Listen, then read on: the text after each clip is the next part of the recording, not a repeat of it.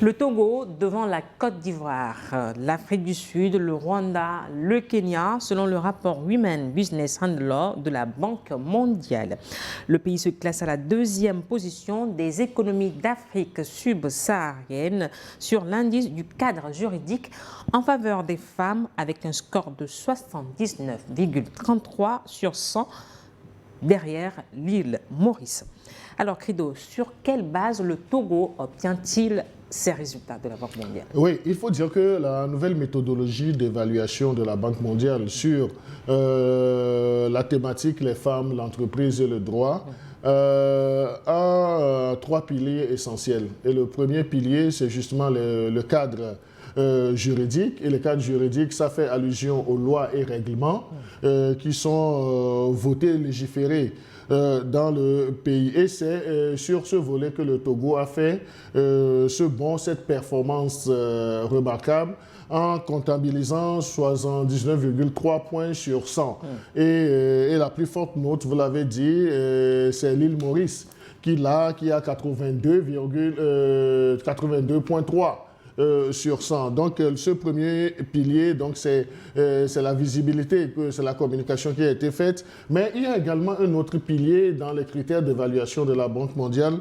Le second pilier, c'est le cadre d'appui. Le cadre d'appui, c'est les institutions, les politiques publiques et les programmes. Et sur ce point, donc, le Togo n'a pas tellement performé. Le Togo a 32,0 sur 100 et la plus forte note est détenue par le Rwanda, 70,5. Et le troisième pilier, c'est la perception relative à la mise en application des lois, c'est-à-dire les opinions des experts juridiques sur la mise en application même des lois. Et là aussi, le Togo a fait une progression assez salutaire. Donc, sur 100, le Togo a eu 64,5 et la plus forte note, c'est la Côte d'Ivoire qui l'a eu sur ce pilier, le pilier numéro 3, qui a 65,7. Donc, il a fallu que la Côte d'Ivoire dépasse le Togo de 0, et quelques. Mais lorsque l'on revient sur le pilier numéro 1, qui est le cadre juridique, donc il faut dire que le Togo s'est hissé aujourd'hui à la 2e place au niveau de l'Afrique sur les 54 États qui ont été évalués, mais ce n'est pas une simple notation, mais c'est parce qu'il y a eu une performance qui, aujourd'hui, nous confirme, disons, la solidité même du cadre juridique togolais. Alors, dites-nous, quelles sont les réformes qui ont structuré ce classement? Non, mais les réformes, c'est au niveau des lois et puis des règlements. Et en ce sens-là, il faut, lors de la cérémonie, donc, nous avons touché d'autres aspects, c'est que les organisations de la société civile aussi ont contribué. Et ce n'est pas pour rien que WILDAF et GF2D ont été vivement remerciés par le gouvernement, félicités, remerciés par le gouvernement, mais également par le représentant de la Banque mondiale au Togo, parce que cette évaluation de la Banque mondiale n'est pas une évaluation qui est unidirectionnelle ou bien unidimensionnelle. Donc, il y a le gouvernement qui est jugé, mais il y a également la société civile, même les médias ont participé aux efforts de notation de cette nouvelle approche méthodologique. Mais aujourd'hui, je dis, la performance du Togo, elle est remarquable, elle est à féliciter, mais cela confirme la solidité du cadre juridique, pas seulement en bon togolais, mais ayons le courage de le dire. Lorsque on a un cadre juridique qui est aujourd'hui solide et qui permet l'intégration économique. Donc, il faut reconnaître cela. Et tout cela est à mettre à l'actif du gouvernement togolais, mais également du président du Conseil qui a su vite abonder sur ce terrain. Georges. Moi, je pense que c'est quand même une volonté, une décision de la plus haute autorité de ce pays, le président du Conseil, qui, à un moment donné, a instruit son gouvernement à mettre des règles, des réformes permettant aux gens surtout à la gente féminine, d'avoir des opportunités, de créer des cadres, des conditions d'opportunités pour la gente féminine. Et ça se traduit par les réformes au niveau du Code des personnes et de famille, au niveau du Code du travail, au niveau même d'un certain nombre de réglementations en termes de recrutement, au niveau de la promotion à un certain nombre de postes dans l'administration publique et beaucoup de choses. Aujourd'hui, vous allez voir que même il est associé au budget de chaque ministère, ce qu'on appelle le budget sensible aux gens. Et donc, chaque ministère aujourd'hui renseigne et donne à chaque moment, ou bien permettre à l'autorité de connaître à chaque moment quels sont les postes de responsabilité occupés par la gente féminine, le taux d'occupation de ces postes de responsabilité par la gente féminine et ce que chaque ministère prévoit pour augmenter ou améliorer, renforcer ce taux pour permettre à la gente féminine de quand même occuper des postes, parce que ça ne suffit pas de recruter beaucoup de femmes dans des structures, mais de permettre à ces femmes-là aussi, je ne dis pas le favoritisme, mais sur le plan de compétences et de mérite, de leur permettre, de permettre à la femme d'occuper s'ils le peuvent. Parce que vous ne devez pas oublier que le Togo est un pays qui fait la promotion de la compétence. Je ne comprends pas pourquoi Craig sourit quand on dit si les femmes le peuvent. Non, c'est pour dire qu'il n'y a pas de favoritisme. Les femmes togolaises ne sont pas militantes. Oui, moi, je crois que même sur le plan du commerce... Mais ton sourire est équivoque. Non, le sourire n'était admiration pour les femmes togolaises. Non, bon, je pense que... Vous voulez terminer? Oh oui, mais bon... Ok, je pense qu'en bon Togolais, comme vous venez de le dire, il faudrait quand même se réjouir parce que c'est mon pays. Après tout, de voir que le Togo est arrivé à ce niveau, je pense que c'est très intéressant et il faudrait le mettre à l'actif de tous les Togolais. Moi, c'est ce que je dirais, parce que chacun a travaillé dans un coin pour qu'on en soit là. C'est vrai qu'au-dessus, il y a le président du Conseil qui a su donner des instructions pour que dans l'application, ce qui a été pris comme loi puisse être mis en application. Ça, il faudrait également le féliciter pour une telle démarche. Je dis 79% et 33%. 64%, ce sont des chiffres qui ont été donnés et ça aujourd'hui c'est une fierté, ça veut dire qu'il y a un travail qui est fait et ce travail qui est fait, ce résultat qui est donné, ce n'est pas aujourd'hui que ça a été donné parce que c'est le fruit d'un travail de longue haleine depuis ces dernières années. Vous avez vu qu'il y a eu une amélioration dans la manière de gérer la femme. Aujourd'hui vous êtes là au plateau, il faut le dire, ça c'est un exemple palpable. Il y a beaucoup de garçons au niveau de New York TV, mais vous êtes aujourd'hui au plateau, ça c'est un exemple. Donc je représente la gente féminine de Togolais sur niveau d'info. C'est un exemple sur lequel il faut s'appuyer. C'est l'expression même également de l'autonomisation. Et le fait de reconnaître les capacités, les valeurs de nos femmes, de nos mamans. Il faudrait se féliciter parce qu'il y a de cela quelques années, on ne pouvait pas trouver une femme sur un plateau. Donc maintenant, je reviens sur le sujet pour dire que c'est un travail qui a été fait et les chiffres aujourd'hui ont donné raison. Mais ce qui est intéressant, et ça, il faudrait le relever, il y a des défis. Je parlais tantôt de 33%. Avant qu'on ne parle de ces défis, vous savez, les résultats ont été donnés la semaine dernière. Une équipe de New York était sur le terrain. Je vous propose de suivre son reportage.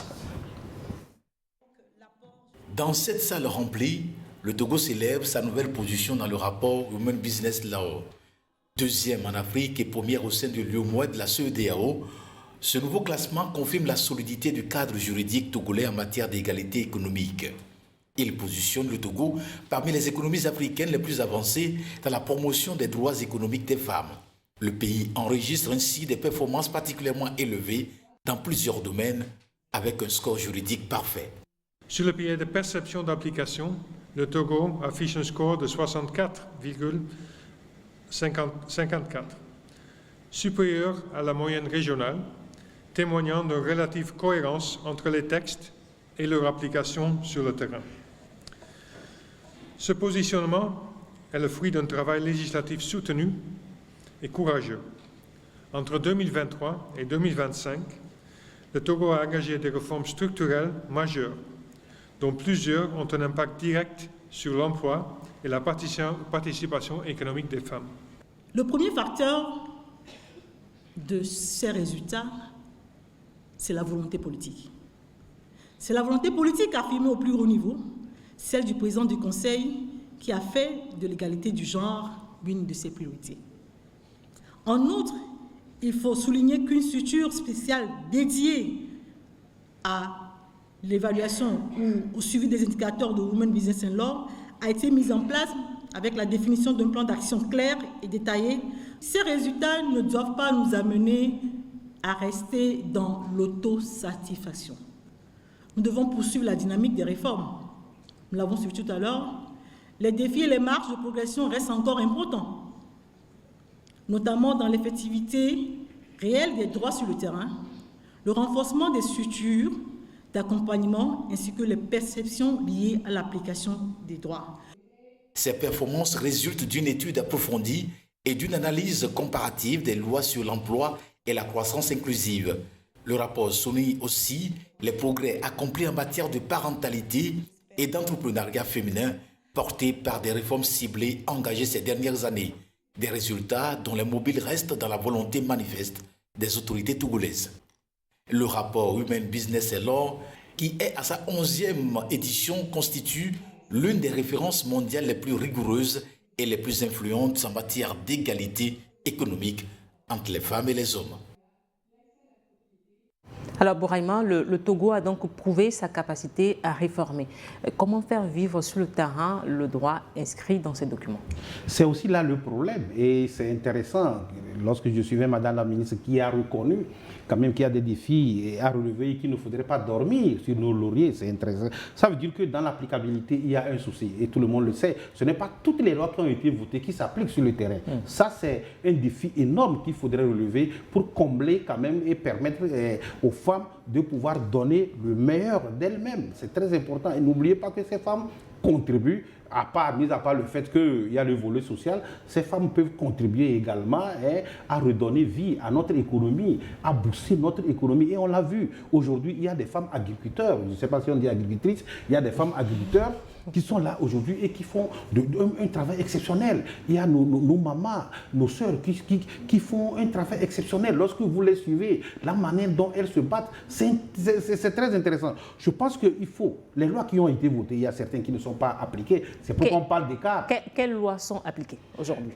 Non, il y a beaucoup de lois qui sont appliquées. Principalement, par exemple, l'égalité au niveau du travail, ça c'est appliqué. Au niveau des retraites, ça c'est appliqué. Il y a beaucoup qui sont appliqués, je ne peux pas les citer en totalité. Sur le plan économique, il y a beaucoup. Mais au même moment, il y a d'autres qui sont là, malgré qu'elles ont été votées, mais au niveau de l'applicabilité, il a parlé tout à l'heure de l'assistance. Il faudrait assister beaucoup de femmes, il y a beaucoup de jeunes filles qui errent aujourd'hui. Il faudrait les assister, il faut trouver un canevas pour voir comment est-ce que pour récupérer ces jeunes filles qui errent, pour leur donner ne serait-ce qu'un minimum, ou bien un travail, une activité de revenus, et permettre quand même de leur permettre de s'insérer au niveau social et d'apporter un plus au niveau économique. Donc tout ça là, il y a un problème là-bas et le Togo doit se battre pour continuer par quand même apporter ce qu'il faut pour pouvoir combler ce vide-là qui a été relevé au niveau de ce rapport. Un fossé à combler. Non, pas seulement un fossé. Donc, heureusement qu'au niveau du gouvernement, il y a cette prise de conscience parce qu'à suivre l'élément, reportage de Armel Kwasi Johnson. Donc, on en a compris qu'il ne faudrait pas rester et demeurer dans l'autosatisfaction. Donc, il y a cette nécessité de poursuivre les réformes, la dynamique des réformes, mais également il faut une certaine dose d'effectivité sur le terrain. Il faut que les lois et les règlements qui constituent ce cadre juridique soient réellement effectifs sur le terrain, qu'on constate au niveau de l'activité économique de nos femmes que ces tests sont respectés et que ça favorise leurs activités. Donc, on peut même aller dans la mise en place des structures d'accompagnement. Et je crois que c'est l'idée partagée également par le gouvernement. Il faut des structures d'accompagnement, des structures qui soient dédiées. Et vous savez, l'un des moteurs même de ces résultats, de cette performance remarquable, aux côtés de cette volonté réelle du président du Conseil, Faure Gnassingbé, il y a, c'est-à-dire des structures ont été dédiées et des structures qui ont travaillé. Je parlais tantôt dans mon premier développement de l'apport des organisations de la société civile et qui s'occupent beaucoup plus des questions genre, notamment le GF2D et le WILDAF, qui ont contribué même à ce qu'on puisse relever un certain nombre de lois et de règlements. Parce que vous savez, il y a également un problème. Ce n'est pas tout ce qui vient de l'Occident qu'on peut dupliquer dans nos pays. Est-ce que c'est le cas aujourd'hui avec ces documents, ce cadre juridique? Non, ce cadre juridique... Est-ce que le Togo est dans la duplication de tout ce qui vient de l'Occident? Justement, le Togo n'est pas dans la duplication systématique, mais le Togo, en créant ce cadre juridique, tient compte des réalités qui sont les nôtres. Et c'est là où il y a une certaine beauté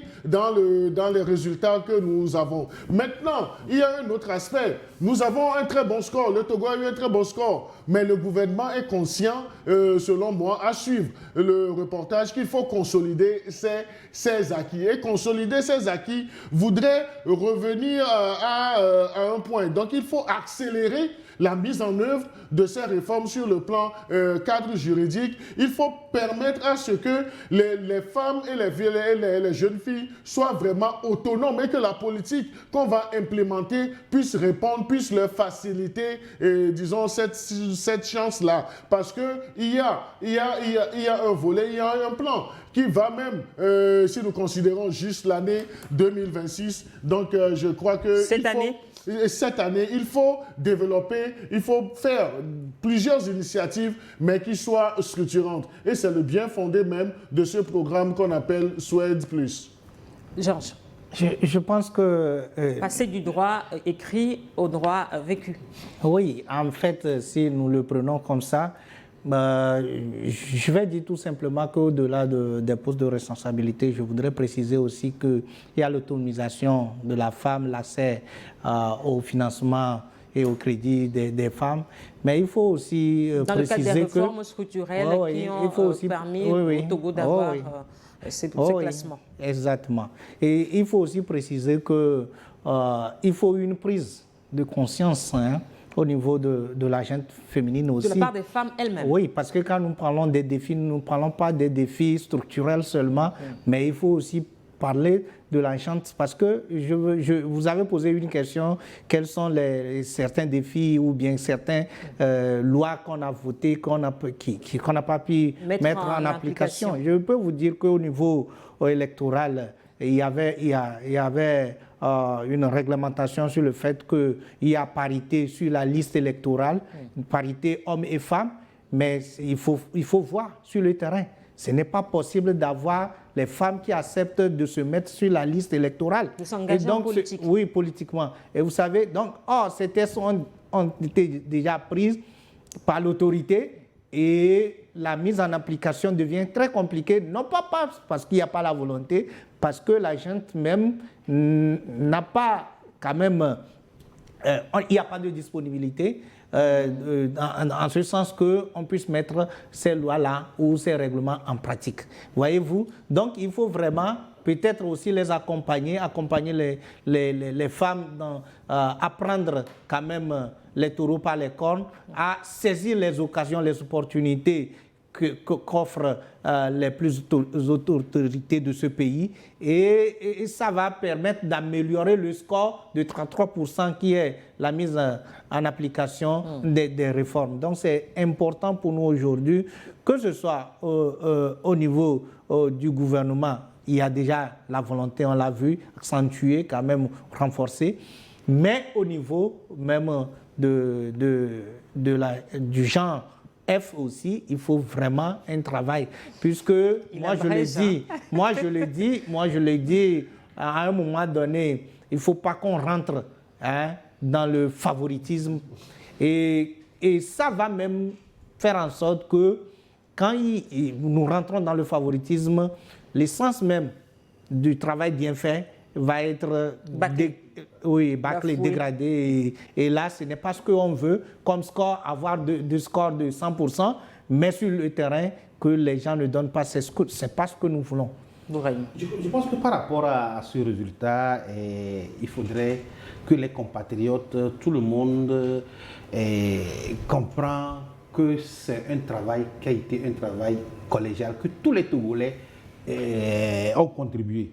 Les médias ont contribué parce que nous avons eu à faire des reportages, on a touché du doigt ce qu'il faut dénoncer pour que le gouvernement puisse quand même travailler là-dessus, mais également les acteurs politiques, il faut le dire.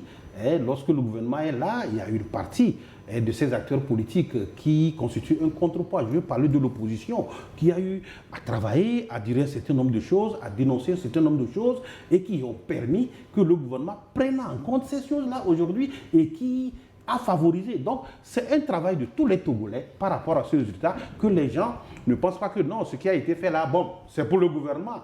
Non, c'est pour tous les Togolais et il faudrait se féliciter de ça et continuer par relever d'autres défis dans d'autres domaines. Alors, Bourema, aujourd'hui, quel mécanisme pour passer du droit écrit, je le dis encore, au droit vécu? Oui, le mécanisme, il est là. Il faudrait que les lois qu'on a eu à voter au niveau de l'Assemblée, que ces lois soient mises en pratique et qu'on puisse les suivre. Comment? Pourquoi pas de créer des commissions? C'est possible de créer des commissions et le gouvernement peut le faire. L'Assemblée nationale est là pour ça. Nos honorables, on les appelle comment, les sénateurs sont là pour ça. On peut créer des commissions pour suivre la mise en œuvre de ces lois qui ont été votées et on fait des rapports pour voir ce qui est là où ça a marché, là où ça n'a pas marché. Ces rapports peuvent servir au gouvernement de pouvoir continuer par travailler ça. Voilà des mécanismes. Il y a également la société civile qui est là, qui peut travailler dans ce sens.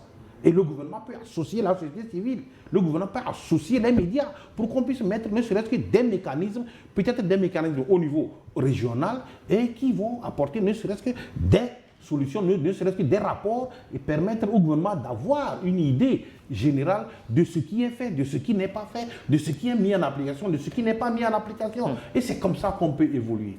Alors, il dénonçait même l'absence de positionnement des femmes en politique. Comment corriger cet aspect? Non, cet aspect, je pense que ça a été, si tu me le permets, cet aspect, je pense que c'est depuis de longues années, on ne le cesserait jamais de le dire. Et on a crié, c'est vrai, il y a eu une loi qui a été votée récemment pour que les femmes puissent occuper ne serait-ce que 50% au moment des élections, mais on a cherché les femmes, on n'a pas trouvé. Mais oui, mais aujourd'hui, je pense qu'il y a une Où est-ce que vous êtes allé les chercher? J'y étais parce que j'ai côtoyé certains partis politiques qui disent mais on cherche les femmes, on cherche nos soeurs pour venir quand même. Même quand vous allez même vous piocher une dame pour dire de venir au sein de votre formation, elle essaie de se dire, elle veut fuir.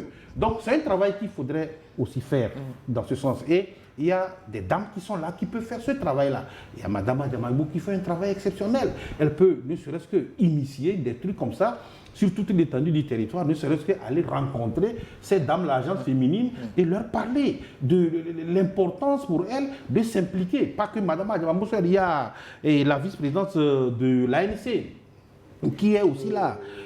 Isabelle Megavi, qui fait un travail exceptionnel. Lorsque vous l'écoutez à la radio, elle parle. Je pense que les femmes, nos femmes togolaises, nos jeunes sœurs doivent s'inspirer de ces femmes-là. C'est-à-dire les premières doivent être des marraines pour les jeunes filles. Justement. Non seulement des marraines, mais également des modèles. Des modèles. Des modèles. En parlant du GF2D, moi, je dis... Réforme Togo. Réforme Togo. Donc, moi, je pense que lorsque je revisite l'histoire même du GF2D, on ne peut pas parler du GF2D au Togo sans citer le nom de Madame Brigitte Adjamabou. Parce que lorsqu'elle était au niveau de la société civile, c'était une femme de résultat. Peut-être que la politique ne lui réussit pas, mais cela ne saurait aussi justifier. J'ai bien dit peut-être. Mais c'est une dame que moi je respecte dans son engagement au niveau de la société civile et ce qu'elle a fait quand elle était à la tête du GF2D, ce qu'elle a fait avec les autres organisations organisations féminines.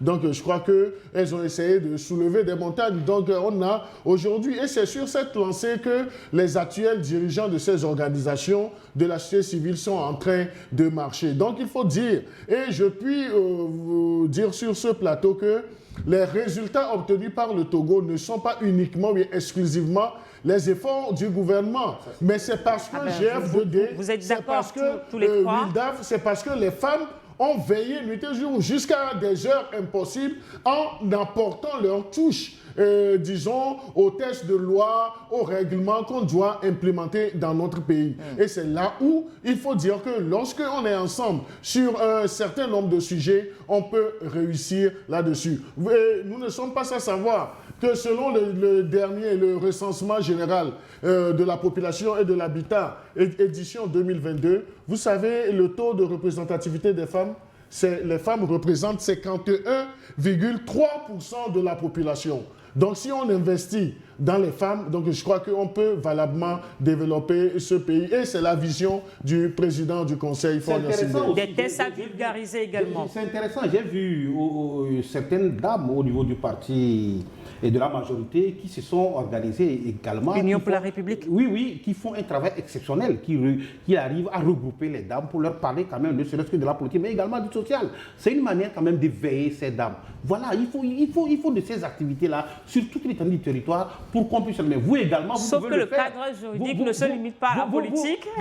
Vous également, vous pouvez le faire parce qu'aujourd'hui, vous êtes un exemple. Lorsque vous êtes sur le plateau, quand vous dirigez ces débats, il y a des gens, les dames qui vous suivent et qui voudraient être à leur place. Pourquoi pas créer une structure, ne serait-ce que dans ce sens? Le cadre juridique ne veut pas qu'on limite uniquement pour la politique. Vous avez peut-être un dernier mot, un dernier mot à placer parce que nous sommes arrivés à la fin de cette émission. Ce que je voudrais dire dans le cadre d'espèce de ce rapport de la Banque mondiale sur les femmes, l'entrepreneuriat et les droits, donc il va falloir qu'on puisse agir sur une participation accrue de nos femmes sur l'aspect du développement économique au niveau national. Donc il va falloir appuyer, il va falloir renforcer les capacités de nos femmes si on veut s'inscrire dans une perspective de croissance inclusive et durable. Georges. Moi, je pense qu'il y a une activité que